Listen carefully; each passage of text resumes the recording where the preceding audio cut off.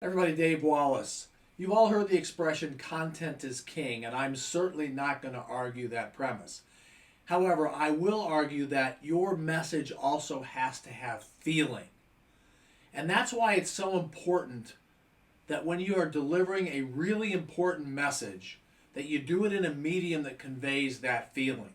So if it's a really important proposal or break-in message to a potentially new client, you want to do more than just send them a text or send them an email. If you could convey feeling in just the written word, then you probably wouldn't be watching this video. You would be a world-renowned author and you would be the envy of the world. But the reality is that's not the case for us. So we need our audiences to hear our voice so they can discern our message.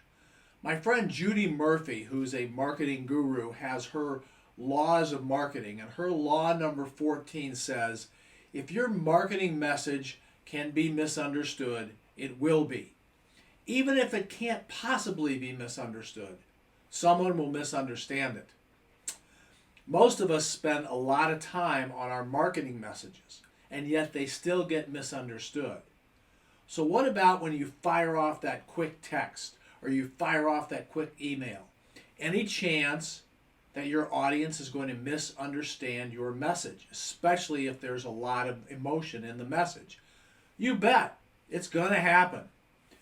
And we all know this intuitively, yet we either fall victim to laziness or complacency, and we go ahead and fire off that written message. And it's easy because we say, hey, the person I'm sending this to knows me, and they're going to get my drift. No problem. How many of you have sent off a message and then you got a reply that totally baffled you? It was clear that your message was completely misunderstood, even by someone who you believe that you have no problem. You guys, you get each other. There's not going to be any problem about misunderstanding. Well, the fact of the matter is none of us are William Faulkner or Herman Melville. And by the way, if you don't know who those guys are, you need to Google them. Your voice is your most powerful tool. And when you combine your voice with superior content, then you're going to be a force to be reckoned with. So what do? You start using your voice. You make a phone call. Even if you have to leave a voicemail message, you can still demonstrate, you can still reveal that emotion, that power in your message through your voice.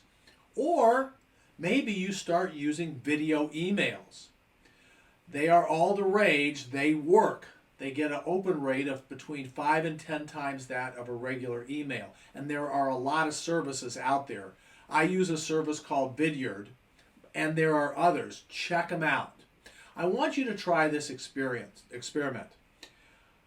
I'm going to turn off the video. So now you can't see me, but you can hear my voice. And my guess is you can still get the gist of what I'm saying. All right, I'm back.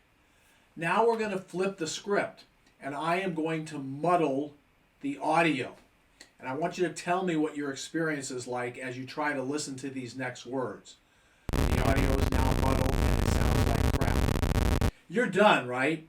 You're not going to participate in an interaction where the quality of the audio is like what you just heard. So while it's important to do video and it's important to get your lighting right and to have a good camera and have a good background and all that other stuff, if your audio sucks, you're going to lose your audience like that.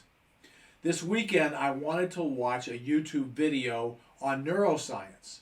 And there were 3 presenters. 2 of them were college professors, and they had a lot of experience talking to the camera, and they were very articulate, and they spoke clearly.